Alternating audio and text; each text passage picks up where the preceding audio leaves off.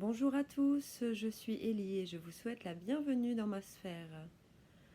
Je vais vous parler aujourd'hui de l'algodystrophie, que l'on appelle aussi SDRC, pour syndrome douloureux régional complexe. Il s'agit d'une maladie rare qui est liée à une mauvaise circulation sanguine et qui entraîne une inflammation osseuse avec déminéralisation ainsi qu'une perturbation du système nerveux qui se mettent à fonctionner de façon complètement folle, si je puis dire. Comme le système nerveux contrôle l'ensemble du corps, sa perturbation entraîne une multitude de symptômes qui vont se manifester dans tous les tissus, autant dans les os que les muscles, les nerfs, les tendons, les ligaments, la peau et le sang. C'est donc ce qui explique la multiplicité, mais aussi la complexité des symptômes que l'on va rencontrer. Ces symptômes sont des spasmes musculaires et nerveux, des contractures, des décharges électriques, des picotements, des fourmillements, une hypersensibilité cutanée, parfois un œdème, une alternance de chaud et de froid extrême qui peuvent parfois alterner de façon très brutale. On observe aussi une inflammation, une hyperalgésie. Entendez par hyperalgésie une réaction beaucoup plus importante face au moindre choc ou événement extérieur. C'est-à-dire que ça peut être aussi bien dû à un coup de vent qui va réveiller des douleurs très brutales. Et le moindre choc, par exemple quand on se cogne quelque part, euh, disons dans un cas normal, ça va nous faire un petit peu mal, mais là, avec l'algodystrophie, ça va nous déclencher des douleurs qui sont abominables et qui parfois peuvent durer plusieurs jours. L'algodystrophie se loge généralement au niveau de la main et du poignet ou du pied et de la cheville. Il existe un type particulier d'algodystrophie dont je suis moi-même affectée et que l'on appelle le syndrome épaule-main.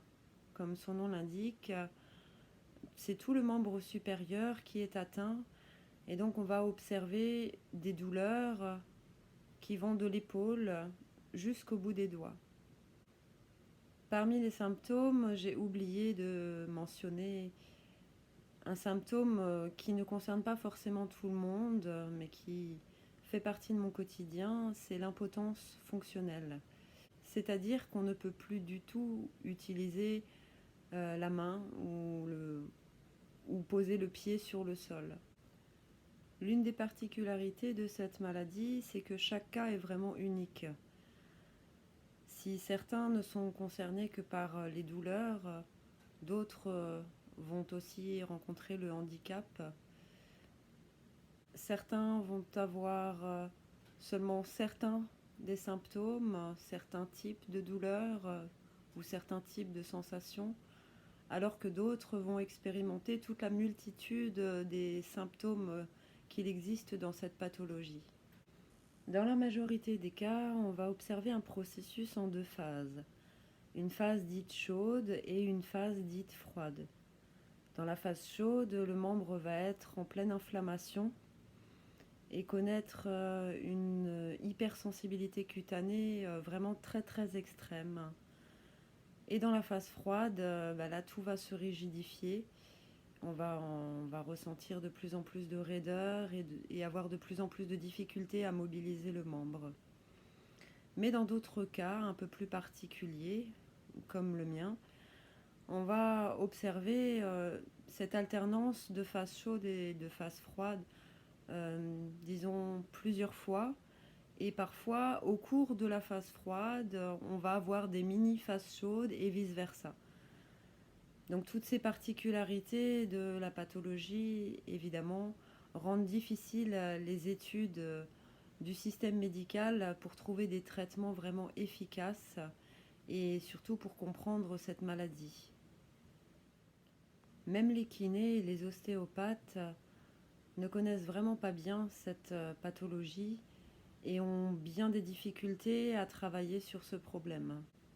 Et comme le système nerveux fonctionne de façon complètement folle et réagit très mal aux événements extérieurs, tout massage, toute manipulation qui ne sera pas faite dans la douceur et d'une certaine façon risque d'empirer le problème.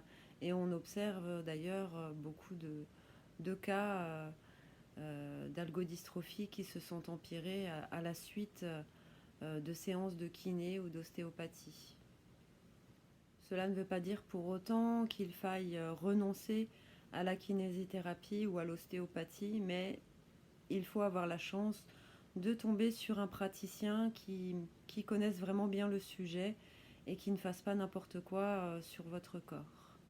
D'après les estimations, l'algodystrophie durerait entre 6 mois et 2 ans dans la plupart des cas.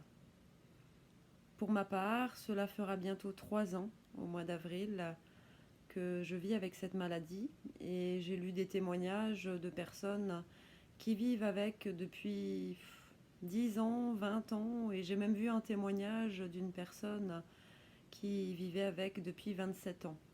Dans mes recherches, j'ai lu des discours de médecins qui disaient que si l'algodystrophie n'était pas guérie au bout de 2 ans, c'est qu'on ne pourrait plus jamais s'en débarrasser.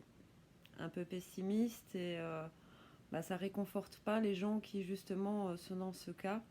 Et pour ma part, j'ai toujours pour objectif d'en venir à bout, même si cela prendra du temps.